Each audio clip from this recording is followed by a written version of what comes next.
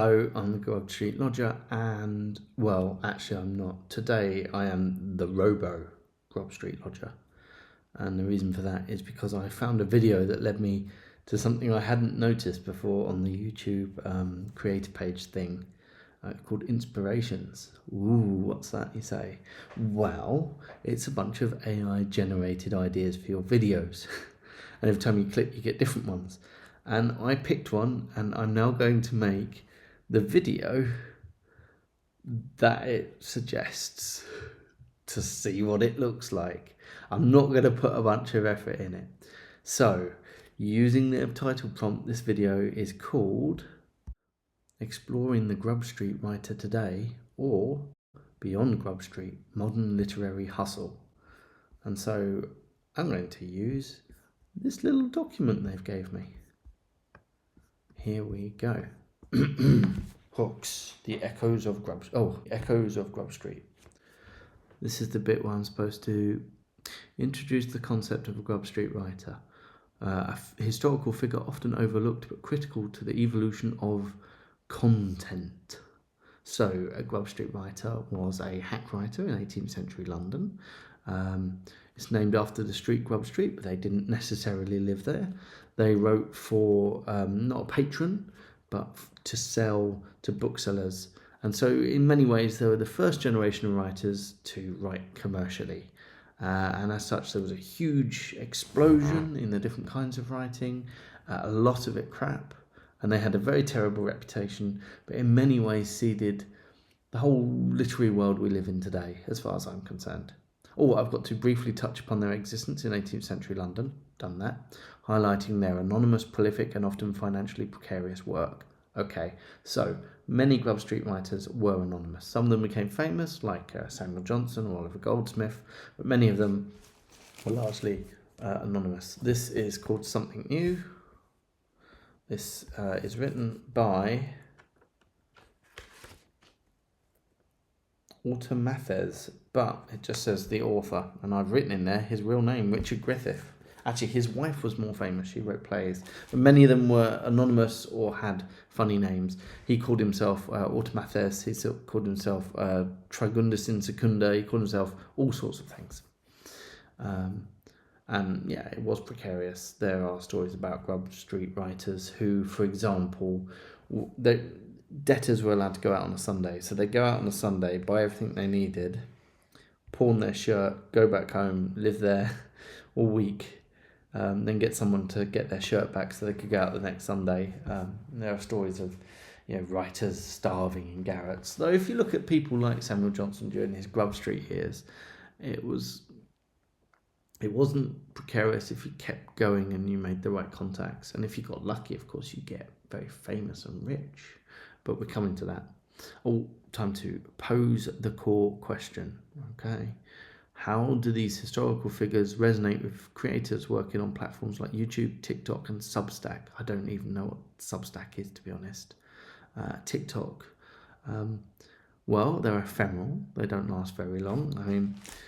I said they don't last very long. This copy here is from 1762, and I'm holding it in my hand and I'm reading it, and here it is. So it's not very ephemeral in some ways, but I suppose it wasn't really supposed to be, it wasn't supposed to be deep. You weren't supposed to hold on to it. Though sometimes I wonder if Automathis wanted it to be. So he had to churn out content, I suppose. That's the big question. So here's our first section. From pamphlets to pixels, the modern parallels. Ooh, AI's gone for a lot of P's there, it would appear. They want me to draw direct comparisons between historical Grub Street output, like pamphlets, broadsides, anonymous articles, and modern digital content, like blog posts, short-form video, niche newsletters. Or to be honest, in the fact that I've named my blog, I Lodge in Grub Street, I think I've already done that. The gist is, like Johnson's Rambler, every week I put out something that nobody reads. It's very good. Discuss the shared motivation, the drive to create and disseminate information or entertainment, often with minimal resources. Well, my little YouTube setup is very minimal. I just talk into my laptop. Even the microphone I had doesn't work anymore. As for them, well, they had paper and pen, not necessarily minimal in those days, not always the easiest. The motivation. Well, there were a lot of Grub Street people who did it to make money, and many who tried all sorts of crazy things to try and get rich. You got people like the Hype Doctor and the Orator and all this sort of stuff. But is it done for the love of it? Do people who create stuff on here do it for the love of it? I do it because I fancy it now and again, which is why I'm very spotty in my production. My blog is a bit of a side project interest, and this is the spin-off of that. So this is like the spin-off of a spin-off. So I don't think the people at Grub Street did it because of the love of it so much as they did it because it was a job that a literate person could do and in theory could get very successful at. Highlight the similar struggles: financial instability, pressure to produce constantly, and the quest for an audience attention in a saturated market. Well, that's true. The old audience attention in a saturated market. One of the best people at sorting that out was the Orator, he was known as. Orator Henley, and he used to make clickbait titles. Essentially, his main thing was he'd do like sermons, and you'd have to pay to go to a sermon. That was instantly like paying to go to a sermon, not because people didn't like sermons, but because they were supposed to be free, except for the collection. So he said, it's just the same. But he'd put out these sheets where he'd talk about what he was going to talk about next week, and he'd write it in a purposely ranty, peculiar, sort of clickbaity, strange way to encourage people to come. Other things people did, they invented the how-to column, what's the word? Agony aunt, questions. There's basically 18th century Quora where people ask questions and start arguments. So the big paper war started when Henry Fielding wanted to set up a sort of mini fake paper war, and the person he wanted to set up with responded aggressively and not fakely, and so they ended up having a real paper war, which brought in so many people and made a lot of money for some booksellers, because of course the platform is who really gets the money here. And talking of which, the next section that AI suggests: the hustle is real, surviving as a creator. Explore the side hustle mentality prevalent among today's creators, paralleling the Grub Street writers who often juggled multiple projects for meagre pay. No, not really, because that doesn't quite make sense. People like Samuel Johnson, yes, they had sort of their main job working with the Gentleman's Magazine, and through that they get other jobs. It was a gig mentality. It wasn't a side hustle mentality. There wasn't a main job to go with it. Some people were a bit more hustly, but still you tended to latch on to your publisher or your people or your audience if you were really successful. Discuss the constant need for adaptation and trend chasing compared to the Grub Street writers' responsiveness to public interest and controversies. This is where I bring this up. I'm glad I've got this. I've been unpacking. This is the life of Dr. George Sewell. Here it is. As you can see, it was bound up in something else. It's nice. The key thing here is this here. Printed for E. Curl at the Darling Bible. Now, Edmund Curl was a publisher and a bookseller, and he was brilliant at trend chasing. So, this guy here, Mr. John Phillips, he'd have died. And so Curl would have put something in the paper saying, "Hello everybody, I'm going to do the proper good official biography of Mr. John Phillips. That's what I'm going to do. I've already got everything you need, but if you've got anything extra that you think might flavour it, bring it to me." And then he'd take that and he'd take anything that was in public, sort of in public discourse that you didn't have to pay for, including such things as what's on his gravestone. all there. And he'd stick them in this little pamphlet. And in doing so, there's the life, and he hasn't actually had to do any research or pay anyone to do anything. It's the closest thing to AI that an 18th century publisher could use. And then if he did get some extra stuff after this, he'd just repackage it, give it a different title. He might shove some other stuff in it. In the end, he started just shoving stuff that had nothing to do with the title in there.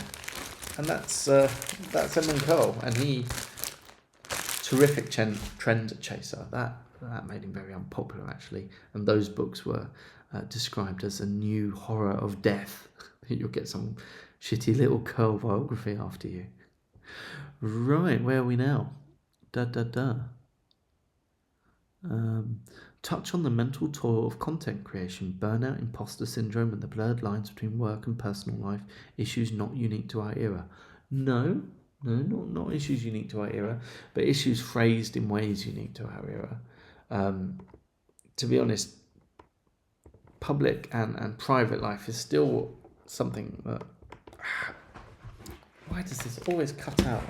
Oh, I hate savage cuts. Where was I? So public and private life, not seen in exactly the same way as we see it. It was growing, this notion, but still lives were lived quite publicly. I mean, burnout, yes, I guess you could say that they experienced burnout. Samuel Johnson had several huge sort of full stops in the middle of writing his dictionary. You've got Goldsmith wandering around the gardens of Canbury House going, I'm looking very sad and very serious, trying to think of something funny. And you do have that. Imposter syndrome, now that's an interesting one. I don't know. I mean, did Samuel Johnson feel that he was an imposter? I don't think so, actually. I think he felt he'd worked very hard for what he got.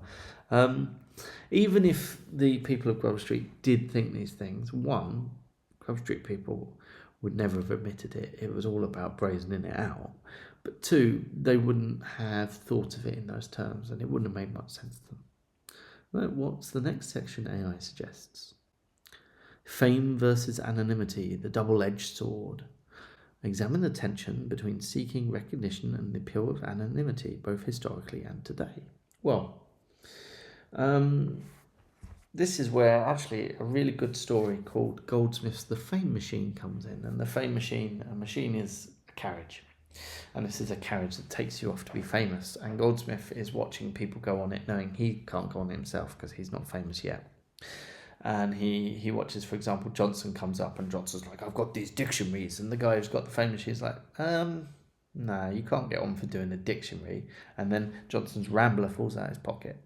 And the Fame Machine goes, oh, the Rambler, I like that. Johnson goes, well, I wrote that. And the Fame Machine guy goes, oh, well, come on. Not for the dictionaries, but for the Rambler. And it's a very interesting little short story that Goldsmith wrote in The Bee, his very, very short-lived periodical he made. And it's all about, all these different things of ways of getting fame. And obviously people like Goldsmith did want to be famous and did achieve fame in the end. And even sort of the hack work he did now had Goldsmith's name on it.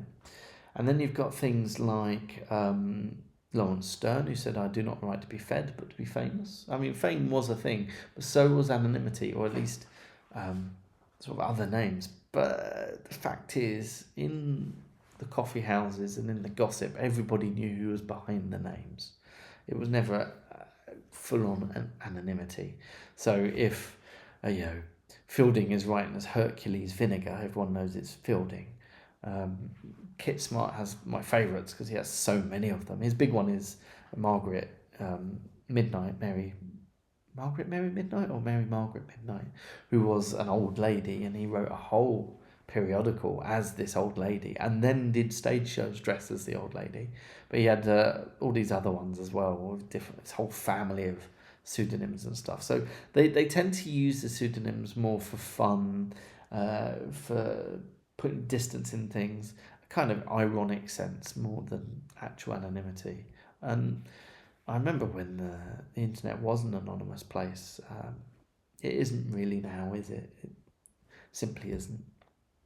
Okay, where are we? discuss how platforms like YouTube and TikTok can offer both unprecedented fame and the ability to operate under pseudonyms. I've kind of already done that. Yeah, you might get best known as your pseudonym, or indeed, Johnson was known as Dictionary Johnson for a bit. Boswell tried to force Corsica Boswell. I guess it is kind of similar. And you could blow up in fame overnight as well in the 18th century if something happened. And indeed, the 18th century had lolcows. Orator Henry was essentially an 18th century lolcow, someone who everyone just dunked on, as was Edmund Curll. Oh, he deserved it, he was a shit. He actually seems like an alright person, but his business practices were a little dubious. He would use AI now to make AI books, and he'd drop ship. That'd be him. Reflect on the power dynamics between creators and publishers, then booksellers, now platforms, and the struggle for fair competition and ownership. Oh yeah, basically, everything the Grub Street people wrote was owned by the publisher, who had, at the beginning of the 18th century, perpetual rights to it, and then that whittled down. Similarly, everything you make on YouTube is essentially owned by YouTube, isn't it? I don't know. I don't monetize my videos. I don't see it as a way of making money. I just see it as a way of chatting into the void. But yeah, I mean, in all these things, who's going to win? The platform's going to win. And if the platform is a bookseller, or if the platform is a website, that's who's going to win. Last section. Beyond the grind, the enduring legacy. Shift focus to the lasting impact of both historical Grub Street writers and contemporary digital creators, despite their often unsung efforts. Well, yeah, as I say, I mean, with the whole Grub Street thing, they are the first couple of generations of commercial writer. And so many of the things that we see as part of being a writer comes from them. And what's weird, of course, is we're entering this digital age, and a lot of the things that were the standard that they set are now being sort of changed or viewed through these different digital lenses. So their age is ending, and I'm sure there is going to be enduring legacies of YouTubers and TikToks and that. I don't think we're in a position particularly to know what it is. And yeah, I mean, I'm more attached to the old ways anyway, aren't I? So there you go. Consider how their prolific output, regardless of initial quality, contributes to a broader cultural conversation and democratizes information. Oh, that just seems like bloody internet, social media propaganda, that does. Isn't it amazing how they can pump out tons of crap? I mean, of course, the Grub Street writers were not universally popular. One of the groups that went against them were the Scriblarians, people like Swift and Pope and stuff. And Fielding tried to attach that to himself too. And their argument was that look at this huge gush of sewage coming out, and they used sewage as we used dumpster fire, they used river of sewage to describe all this unregulated writing that's just plunging into the poor, unsuspecting populace. I mean, in many ways, they're on the wrong side of history, because the amount of great stuff that came out of that crap as well. But there is a lot of crap. I mean, I love this book. I love Something New. But it is crap. It's just someone writing absolute nonsense. It's can I give you an example of his nonsense that's short enough? I don't know, actually. But man loves woman and woman loves man. Parents love their offspring, and their affection is reciprocal. Children love their brothers and sisters. Neighbours connect themselves with one another by their ties of friendship or for their mutual defence and convenience. Here is society already formed by nature. So that's him talking about the naturalness of marriage, I guess. I don't know what this is. Thumb up, index down, middle finger up. I've read this 3 times, I don't remember this bit. Forefinger down and little finger up. See the annexed figure. So there's The erect digits stand up for the 31 days. Oh, this is how to remember. This is how to remember 30 days of September. I remember now. The erect digits stand up for the 31 days, and the couchant lie down for the 30, beginning with March on the thumb and repeating them all round till you finish with January on the thumb again. So it's a way of trying to remember how many days. And then there was a chapter called Ijazajanasaphond. And then it says in it, read on, almost like clickbait. Read on, you'll be amazed at the use of Ijazanasaphond. And it's just the way he remembered the months of the week when he was a kid. So yeah, there was crap, and I love the crap. And there's something about very old crap that has a certain pleasantness to it. That him writing this nonsense then, if he picked it up then, he'd be like, "What is this?" But picking it up now is a look into, they had nonsense too. Anyway, I'm veering off from my strict AI driven, algorithmically useful, whatever. Oh, here you go, last part. Conclude with a thought-provoking message about the timeless nature of creative struggle and the surprising continuity of the Grub Street spirit in the digital age, encouraging viewers to appreciate the history behind their own content consumption and creation. Well, I don't need to, do I? AI has phrased that beautifully, hasn't it? So there you have it. There's my AI video. And I did try and engage, I don't know about seriously, but I did try and engage honestly with what I was given there. What do I think of it? Well, like a lot of AI things I've seen, it seems plausible at first glance. They looked like there was a structure there, but if you looked at it closer, it was just clumps of ideas, often repeated, sort of scattered. So those different sections kind of held water as a section, but didn't hold water as an argument. But to be honest, I don't make many videos where I make very coherent arguments anyway. I tend to ramble, so it probably maybe it was structured to sound like me, who knows. Those titles, they were funny because they were all double titles. It was like, was it Fame and Anonymity, Double-Edged Sword, and they all had two bits to them. I thought that was kind of interesting and odd, to be honest. It did raise some interesting points.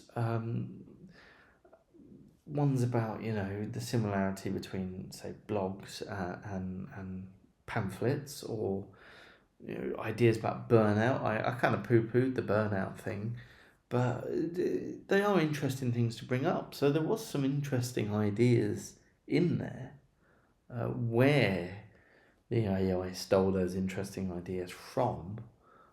Maybe even my own blog, who knows? I know spiders are always going over that blog. So yeah, it has this pseudo structure. It had the very clunky titles. It had seemingly good ideas. If I was to take it completely seriously and properly turn it into a whole thoughtful thing, it would make a very long video because it was throwing all sorts of things at you. The worst things, the images. I've used them on the little things because they're awful. The one on the actual thumbnail with all the hands coming in and the pamphlets and things, or the classic Allegro style digital art of everyone sitting typing, or the one I used which was a big quill making blue ink. Nonsense. Is it a useful tool?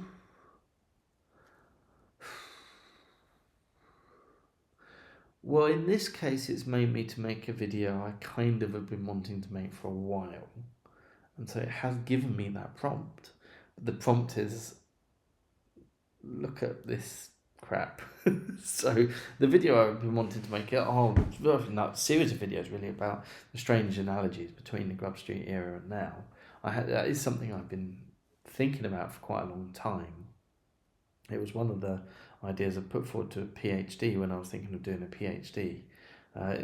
It's very similar, these two explosions of media, the commercial media of the 18th century and then the internet media of today, and the interesting parallels, including sort of clickbait, including huge churns of content that some of it actually grows into becoming useful stuff, how some of the names rise and some of the names fall, and about the backlash against it. And I find the backlash against Grub Street really interesting. The Scribblerians, brilliant group of writers who didn't see the time they were in, really.